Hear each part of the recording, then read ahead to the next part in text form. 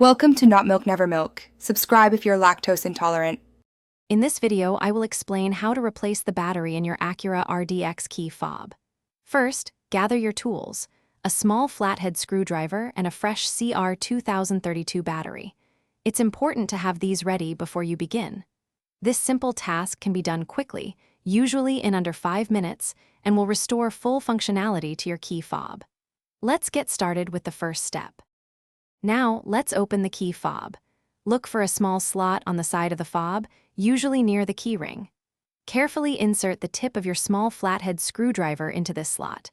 With a gentle twist or prying motion, the two halves of the key fob case should separate. Be careful not to apply too much force to avoid damaging the plastic casing. Once the key fob is open, you'll see the old battery.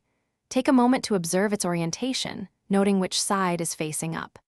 Gently remove the old CR 2032 battery, either by carefully prying it out with your screwdriver or by hand.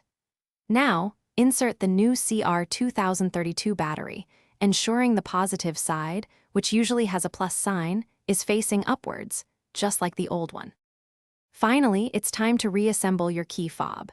Carefully align the two halves of the case, making sure all the buttons and internal components are properly seated. Gently press the halves together until you hear a satisfying click, indicating they are securely closed.